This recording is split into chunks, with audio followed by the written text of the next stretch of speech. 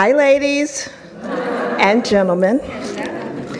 My name is Monique Greenwood, and I am the CEO of Aquaba Bed and Breakfast Inns.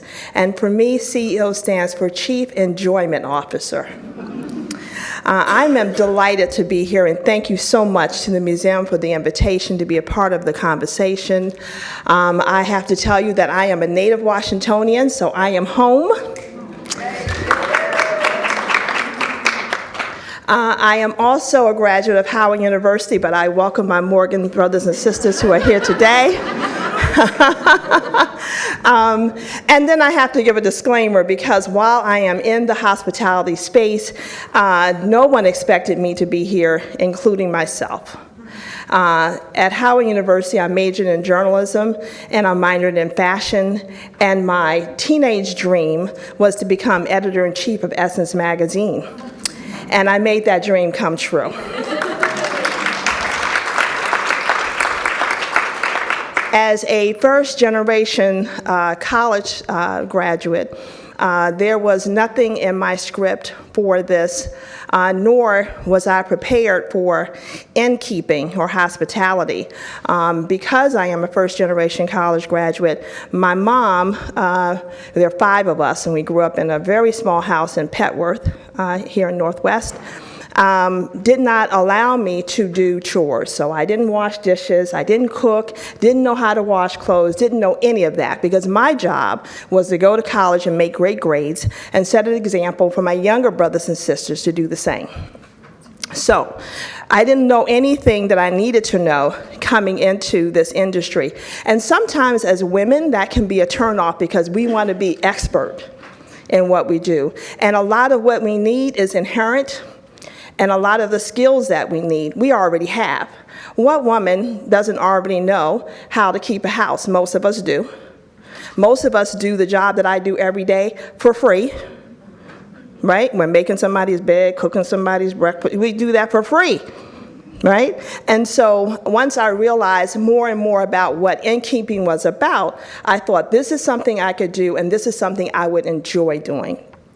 I stayed at my first bed and breakfast, and then I continued to stay at B&Bs because I just felt it to be a more personal experience, a more intimate experience, and a real sense of community that takes place around the breakfast table. And so that's what attracted me. And then I realized that it tied into all of my personal passions of entertaining and decorating and creating memorable experiences, and I always believed that real estate was the best financial investment you could make. And so as I started to process all of that, I thought, I think I could do this. I then had another goal. I believe that your business plan has to marry your life plan. And growing up in that modest home with 7 people with 3 bedrooms meant that we're talking today about a room of our own. That's one of the subtitles of what we're talking about. I didn't even have a bed of my own. There was always my sister next to me until I was 22. And it was a full-size bed, and we were queen-size women. So, you know, to go into this is was out of the norm. It was bodacious thinking. Then I had this other life dream, and it was to have a home that I love in a city that I love for each season of the year. Right? And so that is why the first location is in Brooklyn for the fall. The second location is in Washington, D.C. for the spring, the cherry blossoms and all that. The third location was Cape May, New Jersey, because I believe that water is healing, and so we're in Cape May, New Jersey. The fourth location was in New Orleans. It's the only one that I don't continue to operate because I opened 1 month before Hurricane Katrina. She had no reservation. She just showed up. Okay? And that's when, you know, what we do best, you know, as women especially, is like you just gotta not just make lemonade out of those lemons, you make lemon meringue pie, you know? And we were able to work that situation because we called every single insurance company, and when I decided that that's who needs to be here, the insurance adjusters. So we had contracts with Allstate, and all those adjusters stayed with us for a year after the storm. It was difficult, and we ended up selling that property 5 years later. And then I thought, okay, where else? My husband said, whoa, whoa, whoa, there's only 4 seats. We don't need a 5th one. However, I fell in love, and now I don't know how to do the clicker thing. What do I do? Oh, like this? Nope, no, I'm wrong. Here. I wanted to get the first slide. That's not it at all. Want that one? No, this one. There you go. So where do I click? Right there. Gotcha. Okay. Okay. So, and then we open in the Poconos, and that's the property at the top to the right, and that is a former Woolworth estate. So I want those of you of color to meditate on that for a second, right? Because we know that women who look like us and men who look like us couldn't sit at the counter at Woolworths. Now, every single night, most of the people who sleep in that house look like us. So my grandmother, who lived to be 103, she just did this, when she heard about that.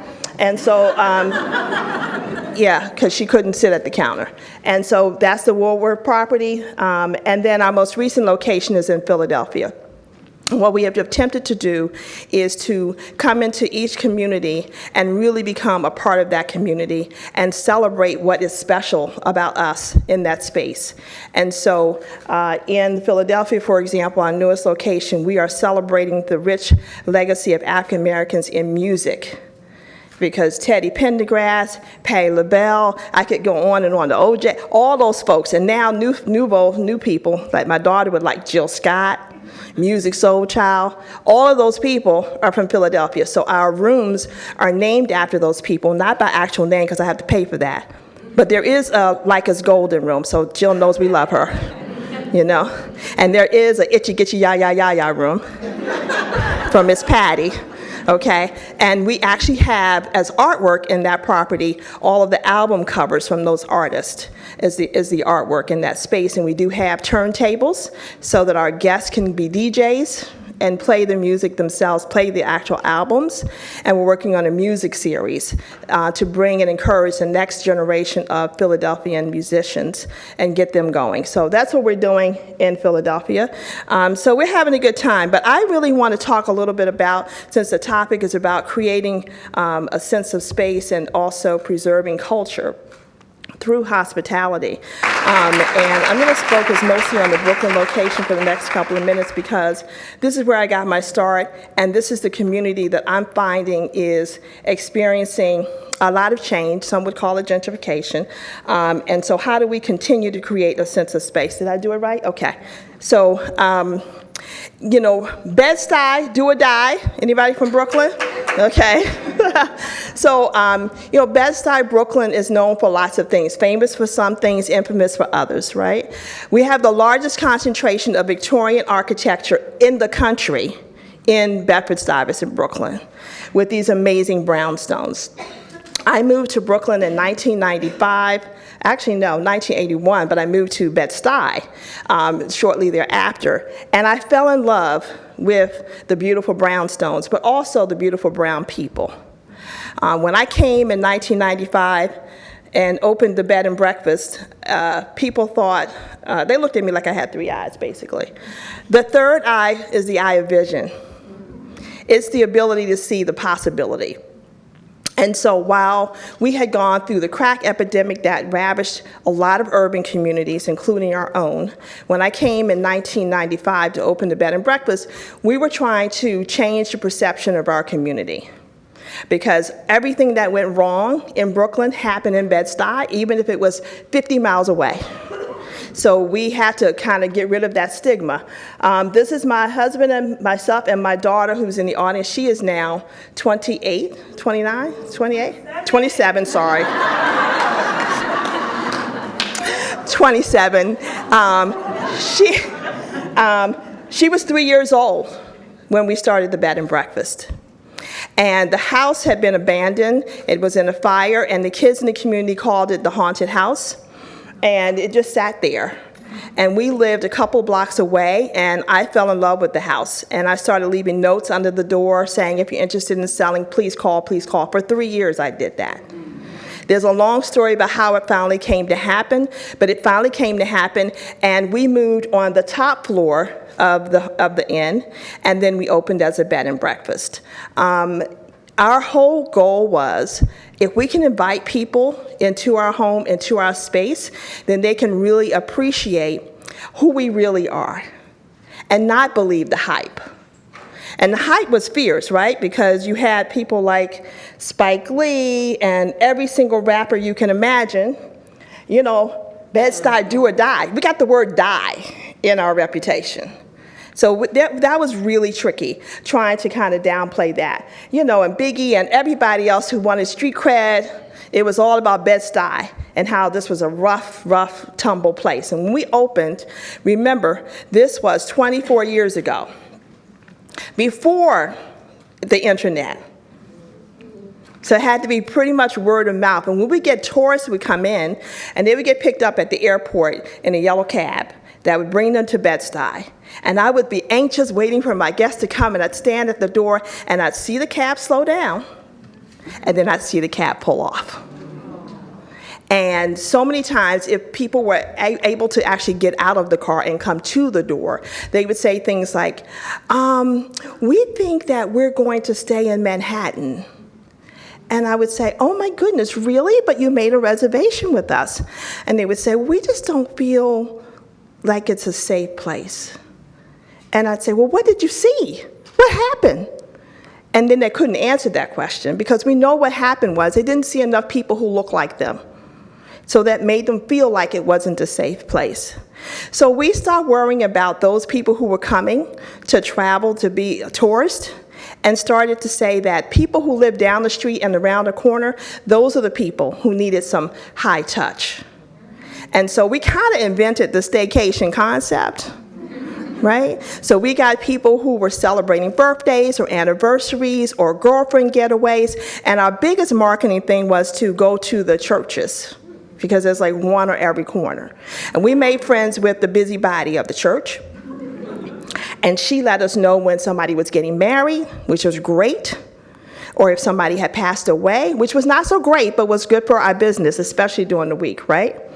And so that's kind of what we had, people who were coming for those kinds of things, or who were coming for a special experience without really having to go far away from home. That's kind of how we built our business. And what was that special experience? I mean, it was a place, it is still a place where everybody can come, but there is specific significance to people of color, because they feel like they want to support something that's in their community ran by somebody who looks like them. That's just what it is. And so even in our decor, and what we've tried to do is to celebrate who we are. That's on our sun porch. Now remember, we're in the middle of Bed-Stuy, and we encourage you to sit out on a porch that looks like you're in Georgia and have a glass of lemonade. And we have incorporated touches like these plant stands from Ghana, wood carved, and it all kind of marries together. This is our, I'm gonna get this clicker thing. That's our living room. The lampshade is made out of mud cloth, which is an African fabric. These are African textiles on antique sofas. That's cotton that's in the urn. They're African hand carvings. So we're just trying to tie into, we believe that Africana can meet Victoriana and live very nicely. This is our ballroom. So we make this space available for a lot of events. I'm inspired by the other two speakers who will talk today, and I need to understand how they do it, because I'm a kind of woman who does this, and I can't add programming to my list of responsibilities. But when people call us and they say they want to do something there, we've allowed the space to be used for all of that, but I can't program it myself. Just beautiful architecture throughout. And I want to say that when you're trying to preserve a sense of space, especially in a place like Brooklyn, there's a lot of condos going up. And these big mansions are being chopped up and made into smaller living spaces. And so the hospitality part of doing a bed and breakfast is one way to preserve these historic properties. And I'll talk real quickly about, I do an aspiring innkeeper seminar, and it sells out 3 times a year. It's typically women of color, and most of them are trying to figure out how to monetize the family home. So this is a way that, you know, they don't want to sell the family home. They don't live in the city anymore, or whatever it is, and they want to figure out, can this be an option for us? This is the Ashanti Suite. This is the most Afrocentric of the rooms, if you will, but if you look through that doorway, took a page out of the art galleries and did these little recessed boxes and made these art boxes and put lights in them, and inside are hand-carved pieces from Africa. Jumping the broom.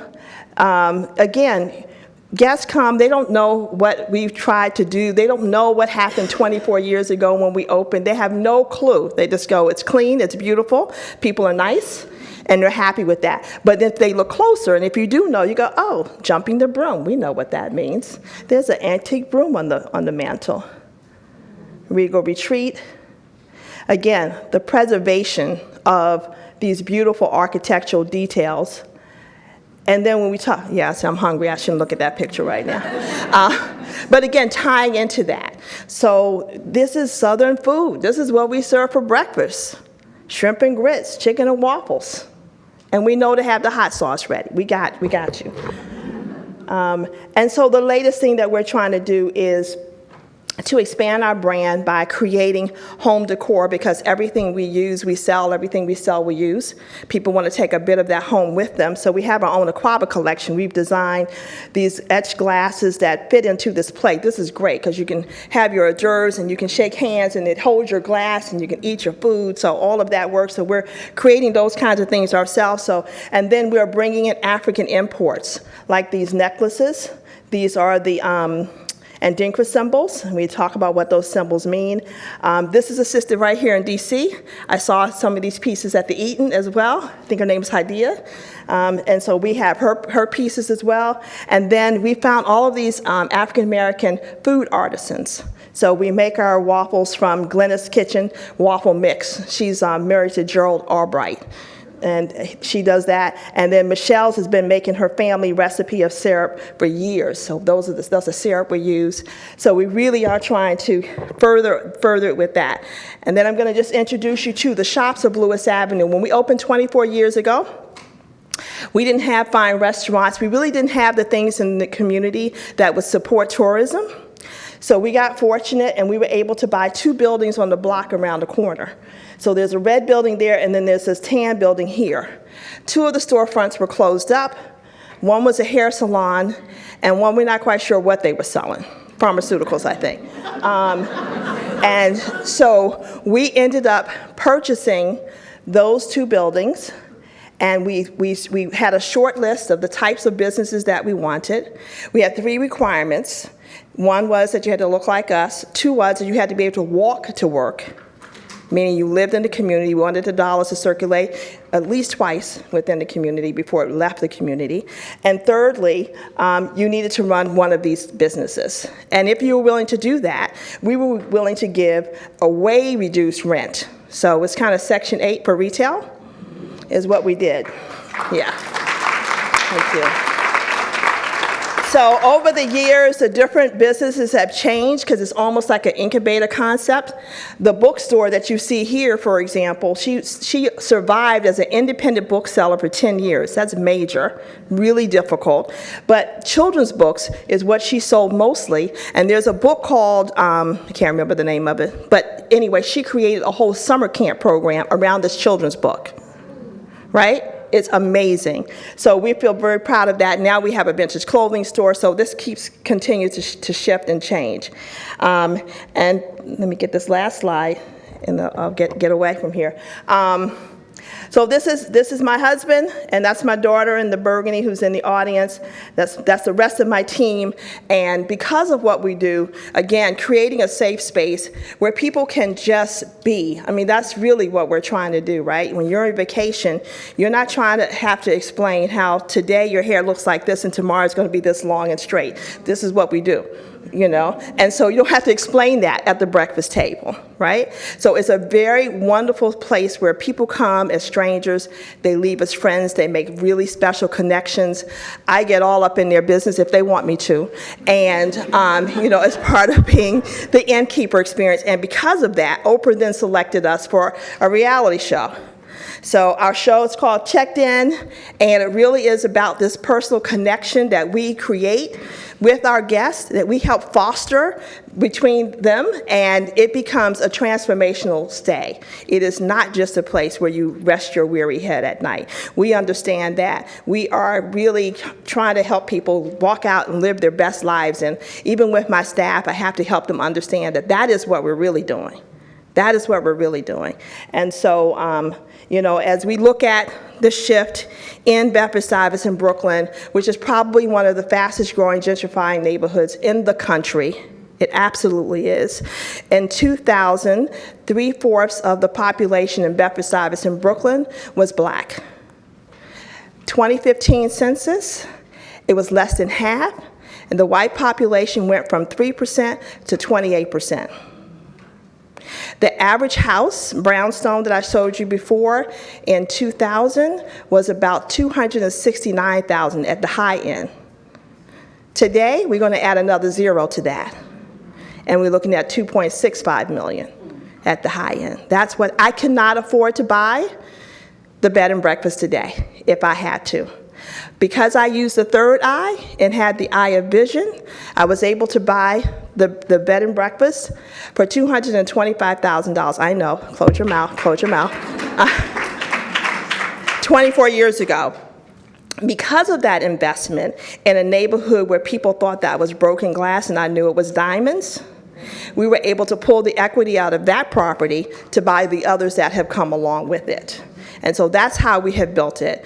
It's hard because we realize that if we're going to retire and we're not going to do this anymore and we can't convince that girl over there to take this on, this is going to be a challenge for us, really, because we know it will leave our hands as people of color. We're clear about that. And it's very challenging every single day because of the value of the real estate.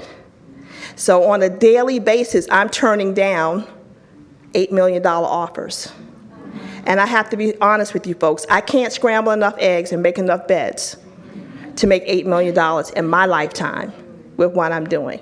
And so the expansion in the other locations helps with the economy of scale, right? So the best that I can do at this point is to try to help encourage, inspire, educate the next generation of entrepreneurs who will take on this. And that's why our Aspiring Innkeepers Conference is so popular, it's so necessary, and I want to thank you for listening, and I can't wait to have the full dialogue with the other panelists. Thank you.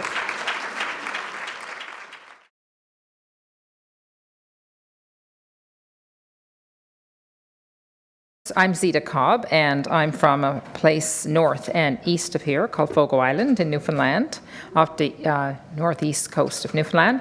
And on the surface, what I'm going to talk about is going to seem entirely different from what Anik talked about. But if you go beneath the surface, we're actually going to be talking about the same things in a very different place. So I think we have created a world, we humans, that it is increasingly difficult to belong to. Every day, people fall out of the story of the world. Communities fall out of the story of the world. They fall out of their own stories. I think that, in part, that crisis of belonging is caused by a crisis of value. I think we've lost track of the relationship between the financial value of something and its intrinsic value, meaning the value it holds for us to not only survive, but to flourish and to make meaning. So I know that's an awful lot to say. I'm going to talk about all of that through the context or the lens of a place called Fogo Island. I should say I'm an 8th generation Fogo Islander. I finished high school there, and I went away, I studied business. My career was in business, and I moved back home to start these projects that I'm going to tell you about 12 years ago.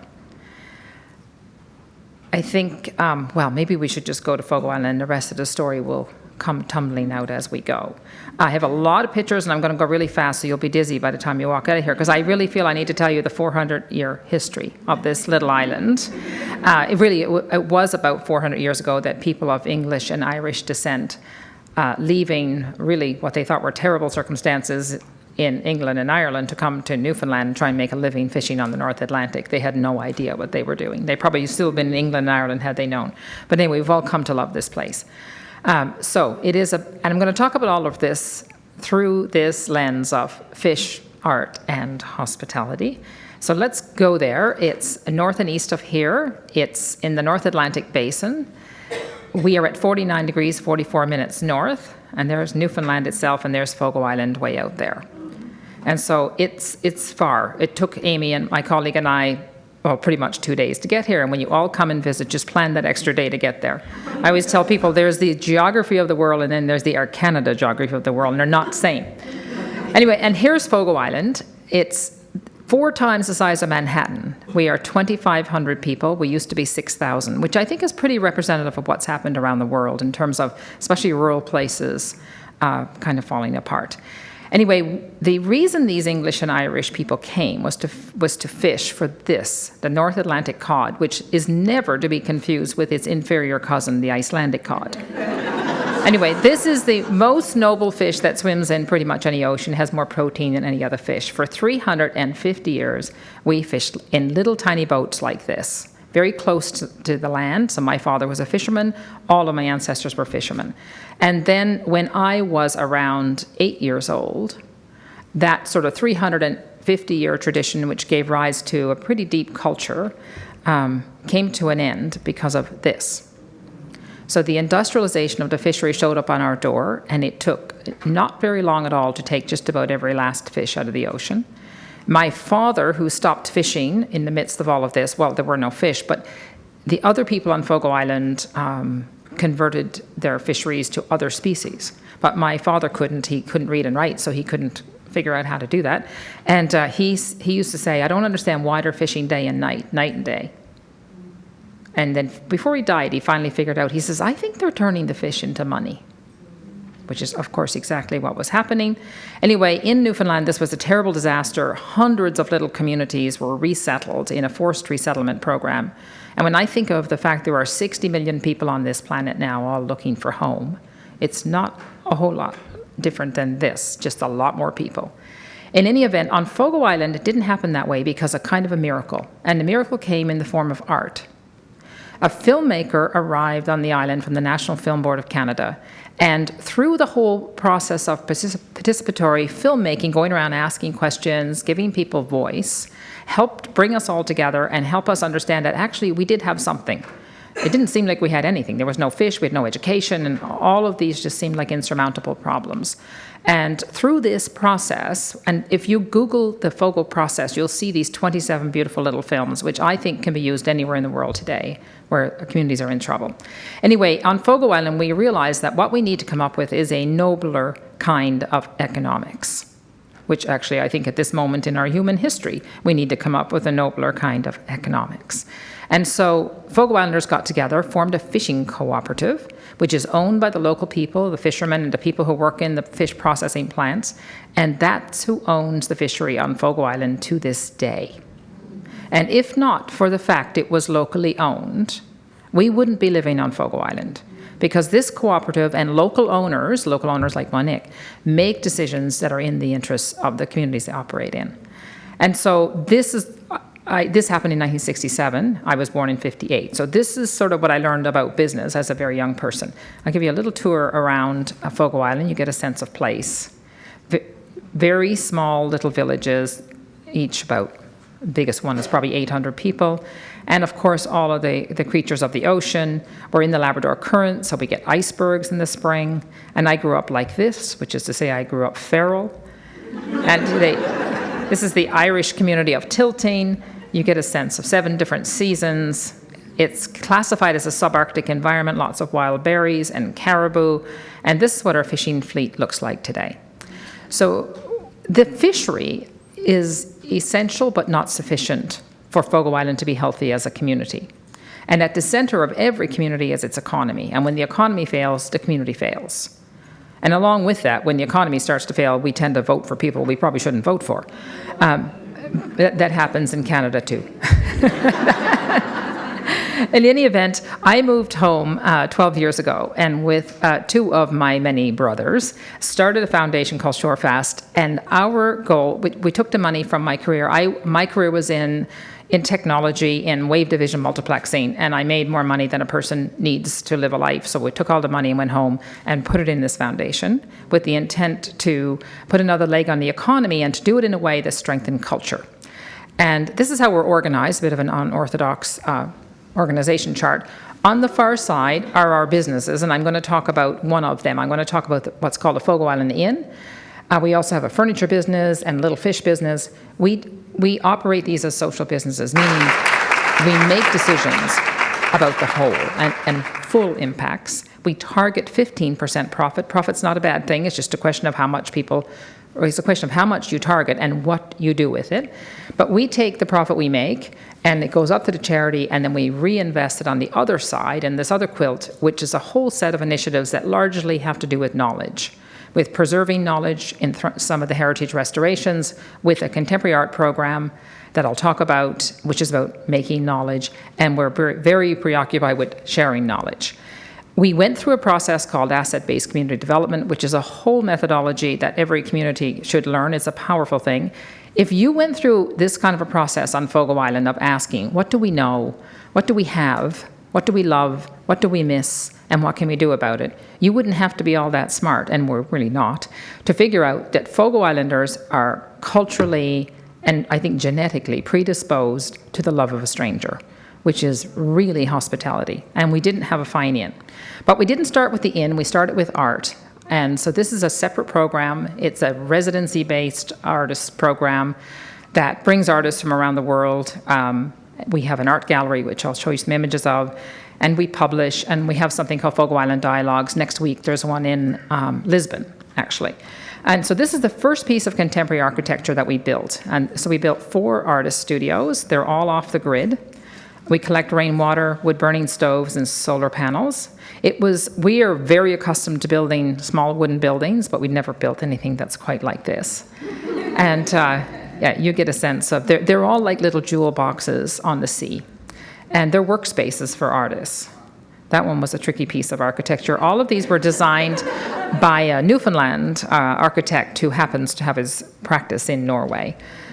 And this one was designed as a writer's studio. Kate Newby was one of our first artists. This is Kate's show in the gallery. The gallery is located inside the inn, which I'll show you shortly.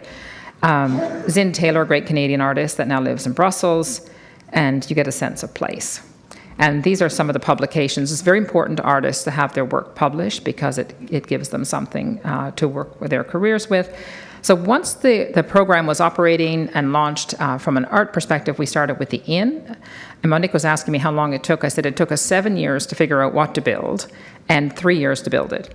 And built by local people. It's a steel building with wood cladding. But we saw this as an opportunity to create employment. So it wasn't about let's get somebody, a big contractor from away. We did it ourselves. And there it is, all done. It's the hardest thing I've ever done in my life. And I didn't do anything, really.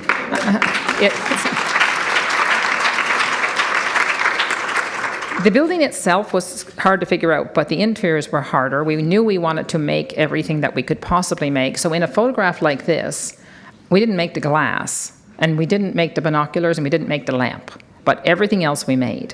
And of course, all of that turned into a business. We have a furniture business now, which creates employment because we have a long history of building houses and little wooden boats. We were boat builders for all those years. And so you can lose the little boats because maybe they're not relevant to the new fishery, but it's a real tragedy if you lose the knowledge that's in the making of the boat. So this transferring knowledge to new products and new things.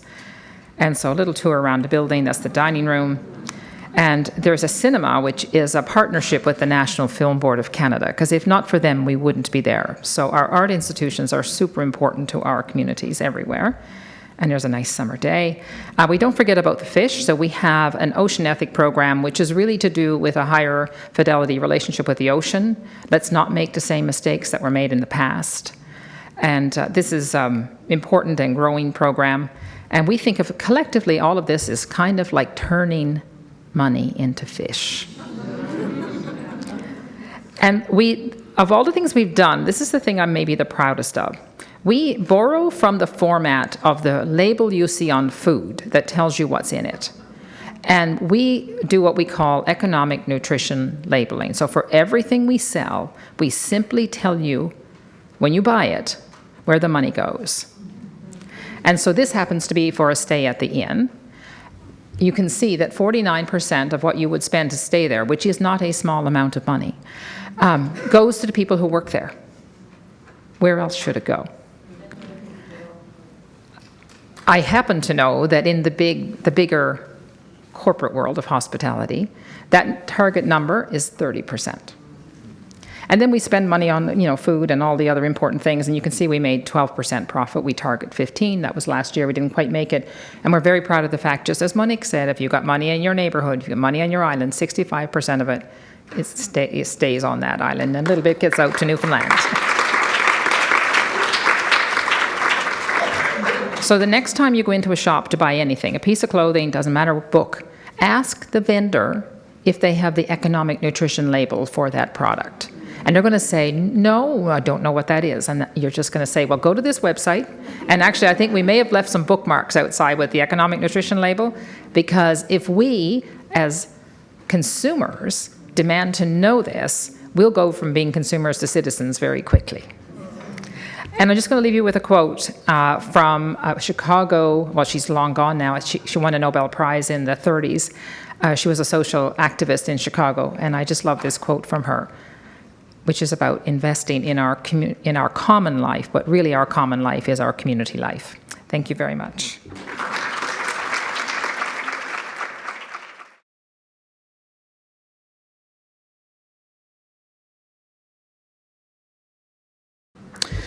Really looking forward to the conversation. It's like I want to talk about it now, but I have to contribute my little piece here before we all start in the collective conversation.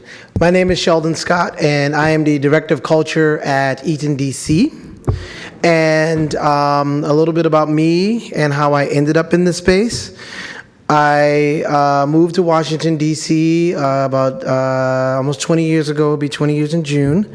And I came here as a psychotherapist, and I worked in a private practice, a dual diagnosis program focused on mental health and substance abuse, and finished doing sex offender treatment as well.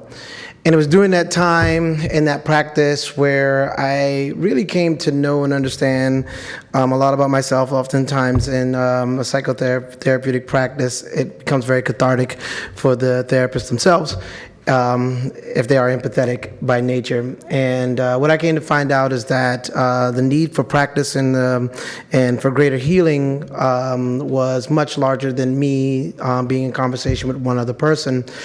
So I was really interested in scaling that practice. And the only way that I could really think about doing that is through some type of artistic expression. And that started out as storytelling. I was born and raised in Pawleys Island, South Carolina, so right from the Gullah Geechee region, where griot practice is a part of our culture. So storytelling was the natural course for me here. And after telling stories for about 7 years, I started to get into fine art and performance art-based work. And just spent a lot of time exploring like what my cultural narrative was, what my expression was, and what I wanted to share with the world as an artist. And in 2015, I made that huge leap and became an artist full-time right here in the District of Columbia. So that's a very, very big leap to make and a very, very shallow space to jump that high. So of course that impact obviously riveted through my body. So it was really interesting and exciting to spend 2.5 years just focused on the career. And in late June of 2017, a friend of mine, I was working at the Washington Post, called and asked if I would be interested in working in a hotel project. And you know, the immediate response was hell no. I had just finished running this project, this durational performance project called Sheldon for DC, and it was all about the discussion of gentrification and displacement and the preservation of culture in the District of Columbia. So why would I ever want to work for a hotel property, some luxury hotel, which to my understanding at that time, only used artists as ornaments. And I really wasn't interested in an ornamental process. I wasn't interested in being, the black gay guy with the cool glasses and the cool hair that makes us look cool to everyone else in the world. And, but because I knew she was critical, I asked her why she would ask me. And she started to talk a little bit about the project that she didn't know very much about, but she thought that at least it would require me paying a little more attention to. So I did, and she made a connection to someone who was an advisor to the project. That person introduced me to the leadership at the time here on the DC property, and they had set up an interview. And the interview was supposed to be between me and the general manager and the vice president at the time. And the president and founder, Kat Lowe, actually intervened, and she said, "No, I want to speak to Sheldon first." And that's not the way the structure normally works. But that was the first testament to Catherine Lowe's vision and genius. Because had my first experience with the Eaton brand been the general manager and the vice president at the time, it would have confirmed all of my suspicions, and I would not be here today. And on that important conversation, that phone call we had, I never forget, it was, I had to dip into Paul's in Georgetown, and we did a FaceTime. And she and I had an hour conversation for a 30-minute call. And it was all about concept, it was about practice, it was about making the world a better place, using every opportunity that we could. And it was about how arts and culture were the most important thing to the establishment of this Eaton brand. And we immediately fell in love. And if she had asked, I would have said yes at that moment. I'll be at work tomorrow.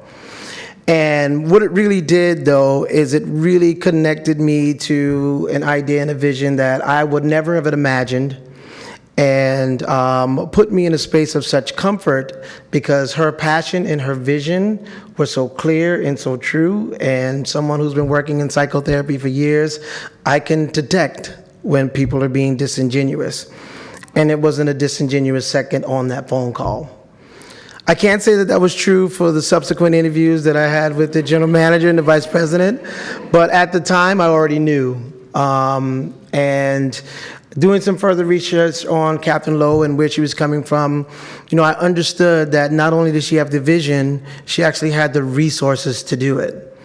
And that's what really made this case even more attractive. So within a matter of 2 weeks, I was now the director of culture at the Eaton property in DC. And Eaton is a radical hospitality brand focused on creating space for progressive social change makers. And my job as director of culture, very loosely put, is to build the connective tissue between the hotel and the community in which it sits, which is not a traditional hotel model. Hotels are usually exclusively focused on transients because that's where they get their money from, the people outside of the city. But Catherine's vision for hotel as community center made all the perfect sense.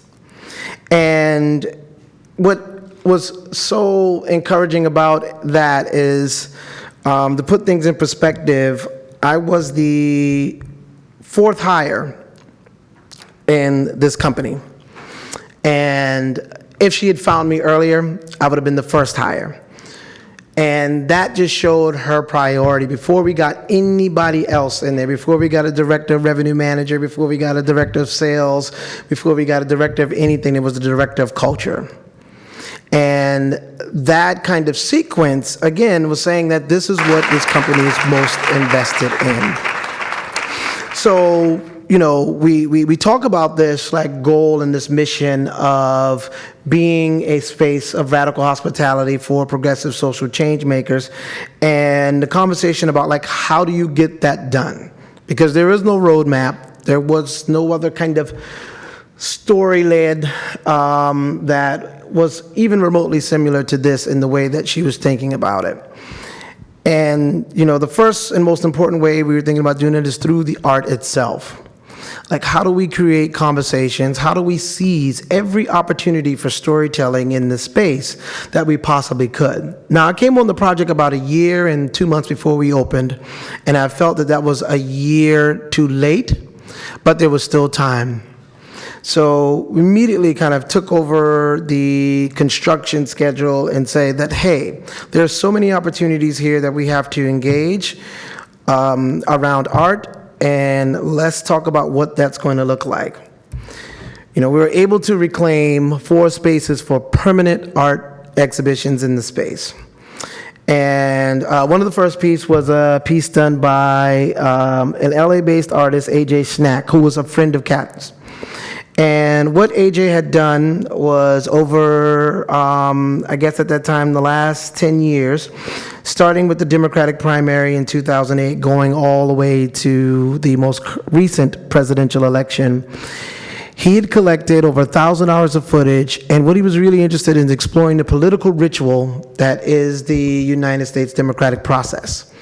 And what he found in those, 1,000 hours of footage is that contrary to what we believe in a two-party system and Democrats and Republicans and candidate X, candidate ABC, is that the political ritual in the United States is incredibly consistent.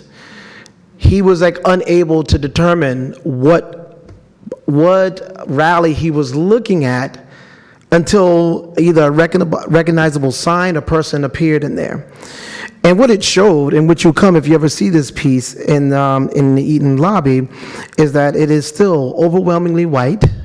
The practices are basically the same and overwhelmingly male.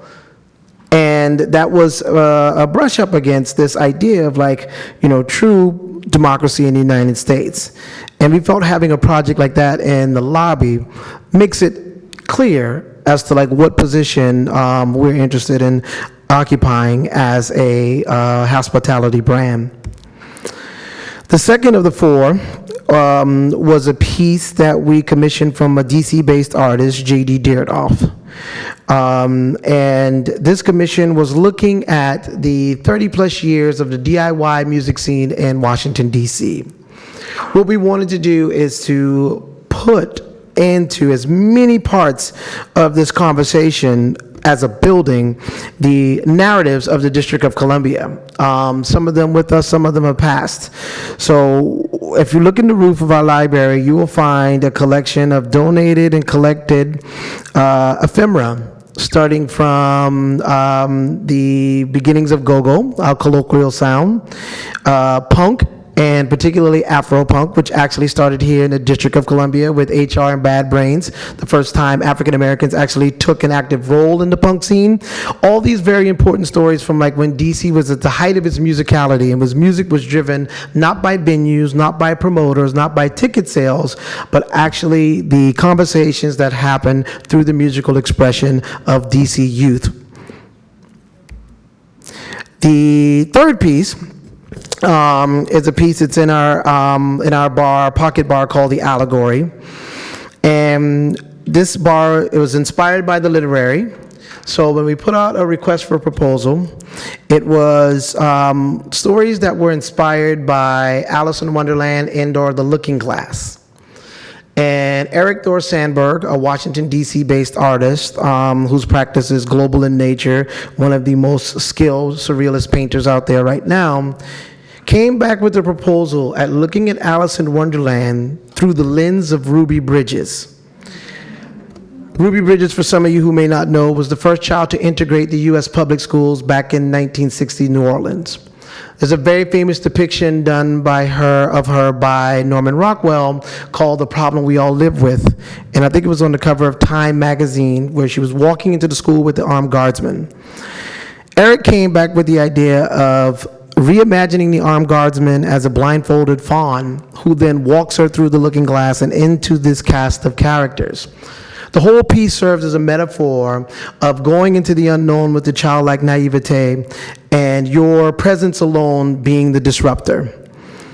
People don't go to bars to learn about, the structure of white supremacy in the public school education system in the United States, but here you have it. And, it's very, interesting. Like, I read up an article of Ruby, who is still pretty young. It's like, I think a lot of times we like to put a lot of distance between, these kinds of times and where we are right now. But I tell people that she is not old enough to be my mother. Still very contemporary narrative. And she told a story of that day driving up to the school. They had just moved from Mississippi, I believe. And when she saw the people out there, she thought it was Mardi Gras. And it wasn't until her and her mother got out of the car and started walking into school and they were being pelted by bottles and fruit that she realized that she was in a troubled situation. And even though Ruby did integrate public schools, she did not integrate her classroom. Every white parent took their child out of that classroom. There was only one teacher that agreed to teach her, and that was a teacher who moved from Boston. So she spent most of her kindergarten year in one-on-one instruction. The fourth and final major commission was one of the biggest and the longest that we took. This was a work done by another DC-based artist. If you guys pick up on that, we really try to focus on that. Zoe Charlton, who too is very global in her perspective. Zoe's work is paper cut collage, somewhere in the average of, I think she does have some large pieces. They may be 5 feet tall. Never had worked in this scale before. Certainly had never worked in glass mosaics. All of the artists in here, including, Eric, who had never done a mural, who took 4.5 months to paint that. He usually works oil on canvas. I asked him to work acrylic on drywall. And he came in and he did it, working 18 hours a day to get that thing ready. Zoe, too, had never done anything like this. We had spent months and months just trying to get the measurements exact. And we got the work from her. And initially, the work that she had submitted, the central figure was a white man. And Zoe reached out to me maybe a month after we were planning and said, I want to submit another work. And she was really invested in the central figure being a black woman. She was really interested. She was thinking about the context of the space. This is in our rooftop bar, The Wild Days. She was really interested in the narrative that she was going to be positing, something that was going to probably outlast all of us. And she asked to resubmit the work, and of course, we obliged. The work was then sent over to Ravenna, Italy, to a glass mosaic company that had been in operation since the Byzantine Empire. And it took them 90 artists to build this 40 by 14 feet wall that they then shipped back to us. And the tile worker, who had been laying tiles for 40, 50 years, on the first day of installation, simply took a level and went down the side of the wall and said, this entire wall needs to be rebuilt. It is not true. I would not dare put anything this beautiful on this wall. It took them 3 weeks to rebuild the wall, 2 times to finally get it right before the tile layer would say he would lay this down. And it took them about another 3 weeks to do the installation. And that piece is a conversation about the intersection of feminism and colonialism. And the central figure is wearing a Liberian-inspired mask, and Zoe's just really interested in positing some serious conversations in this space where, again, people don't come to learn about those types of topics. So with our other, and soon another thing that we were able to kind of like recapture, during this process is to have an opportunity to not only have a permanent art space, but also have a rotating art exhibition space so that we could be dynamic in our conversations, that if there is a major conversation that's happening globally and nationally or locally, that we can engage in that conversation through visual arts in ways that, no offense to women in the arts and other institutions, they can't be so nimble. That's one thing I think that you hear a lot from both the people who are in the institutions and outside the institutions. It takes so long to rev up, these exhibitions that sometimes the timeliness of the conversation has passed before we could actually, as a community, start to digest that work through visual arts. So we were really interested and exciting to being that part and being a partner with institutions like that to very quickly put up a conversation around immigration, around women's rights, around LGBTQ rights, around police violence. But for our permanent exhibition, our permanent installation, we focused as much as we could on Washington, D.C. based artists. And our space, the American Sun, which was, which is a space that inspired by immigrant menus, is based on the narrative of our executive chef, Tim Ma, who is the first American-born, second-generation son of Chinese immigrants, and whose mother always used to lovingly refer to him as my American son. Inspired by that narrative, and inspired by a show put on by Gallery 102, we created curated works that were representative of all hyphenated American existence. So immigrant American artists who are having conversations about immigration in the United States. Jose Corona is a Mexican American artist who is investigating the climate-motivated immigration.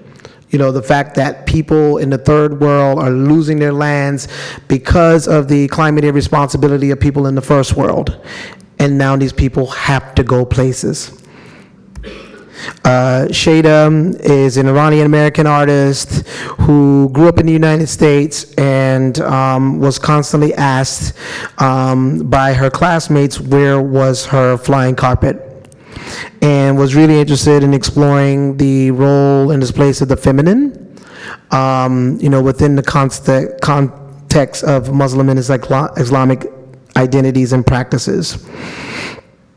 Romero Gomez is out on the West Coast and focuses a lot on immigrant ideas. He's obviously inspired by Hockney, and really focuses on the infrastructure that goes into some of the experiences that Hockney depicts in his work. So the gardener, the landscaper, the housekeeper, those are the people that he focuses on in his masterful paintings. Tiffany Jones, whose work is throughout the Guest Corridor, works in diptychs and is exploring the continuum of the civil rights movement and the psychosocial impacts of those movements by using self-portraiture, which is on the, was that right?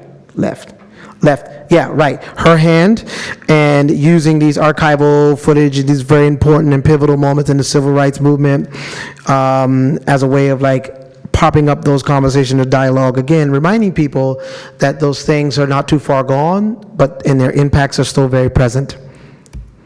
Rachel Couch is also, she's on the even sides of the floor, and she is been documenting the contemporary movements, starting from the women's movement after the most recent inauguration, March for Our Lives, Climate March, Science March, just documenting how we are moving and navigating the political environment that we're in right now. David Ibata is a DC-based artist who is just investigating personhood and identities, drawing some of these things from memory, some of these things aggregated from the website, and some of these direct portraiture of people that we all know and recognize. Antonius Bowie is a gender non-conforming, gender non-binary artist who has been documenting gender non-conforming, gender non-binary, and trans identities throughout the rural parts of the country, as opposed to where they're most depicted, and that's in urban spaces, where there's the assumption of safety and group identity. They wanted to see how these identities survive and thrive in rural spaces. These works are all in our bathroom corridor, and all the bathrooms at Eaton are gender non-binary, as a way of being more intentional on our hospitality. We thought, why bring that tension, why bring that angst around a very simple act of going to the bathroom? So all of our bathrooms are gender non-binary. Dan Edlin's work, who we just got, most of you might know Dan Edlin is a journalist who passed away. So we were able to get some of the work from his estate, and that work is going to be installed in the library.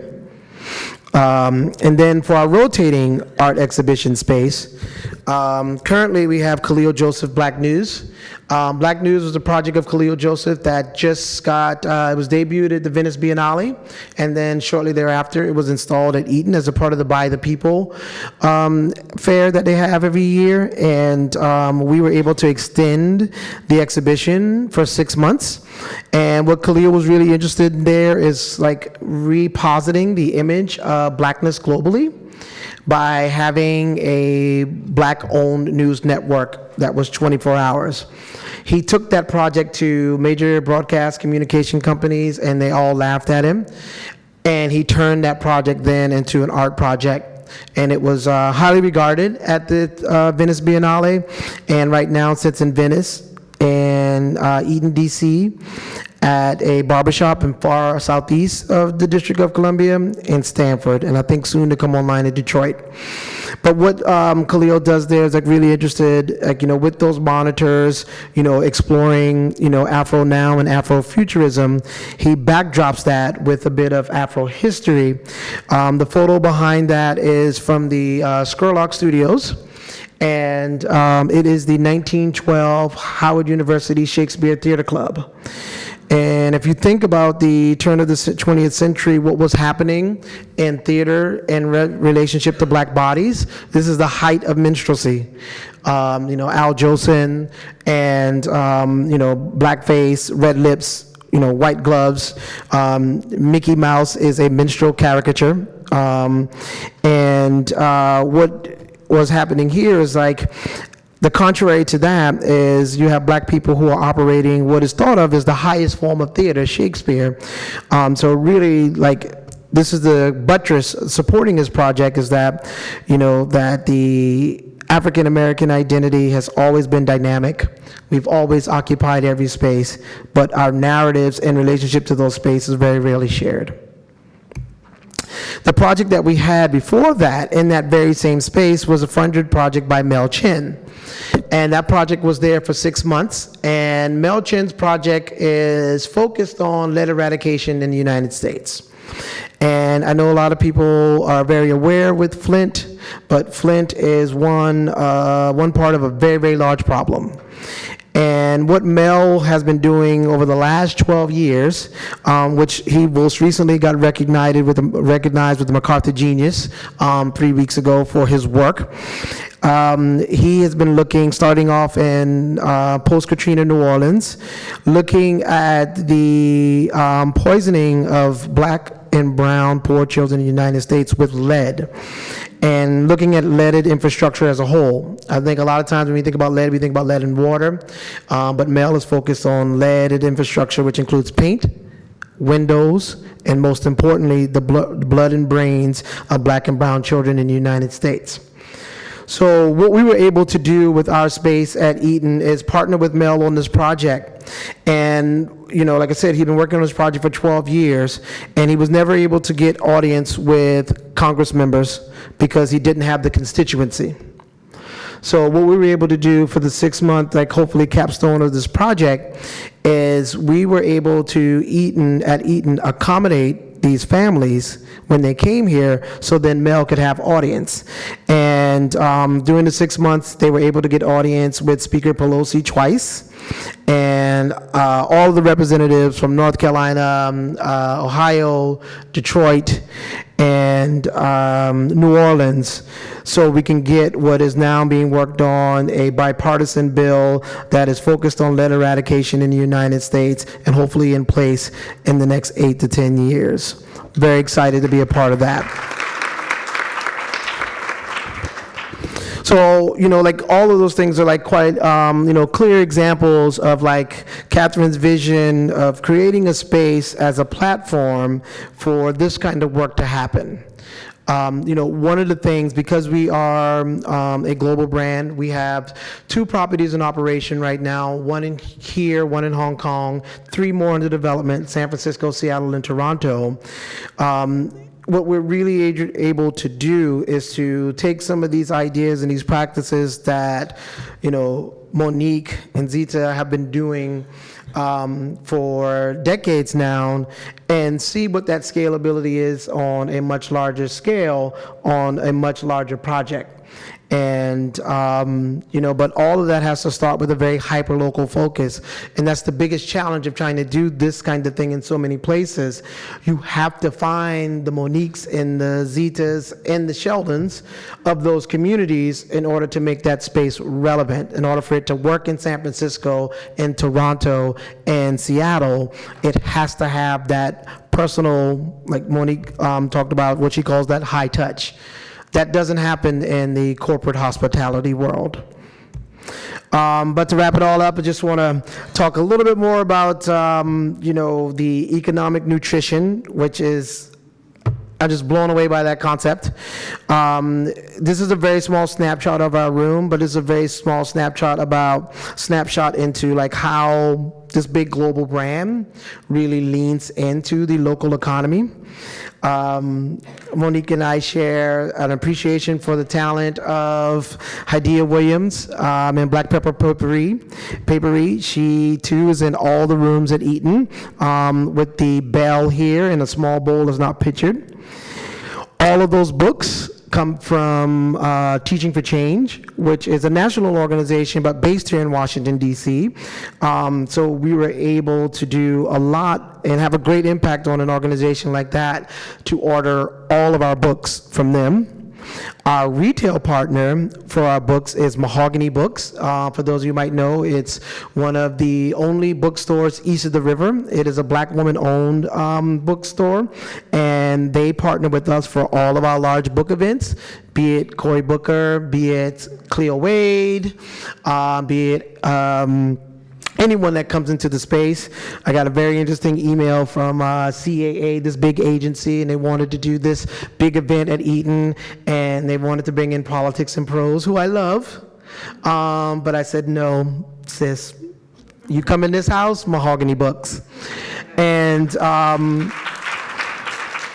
but it is a testament to what happens in this kind of structure when you empower artists, when you empower people who think differently, who act differently, who practice differently, and who are committed to a local practice, that we can have those kinds of arguments and we can take those kinds of stakes. Because I do have a tremendous economic engine behind me. I do have that power of having access to an amazing space at 12th and K. We're able to make those decisions, and I tell you, it can be very disruptive, and I think we'll share a little bit of that, of like how some of these ideas, even though it might look easy and it look pretty from what you saw from here, it takes a lot of work and there's a lot of dirt on our hands doing that kind of stuff. So with that, I'm going to bring Monique and Zita back up on stage.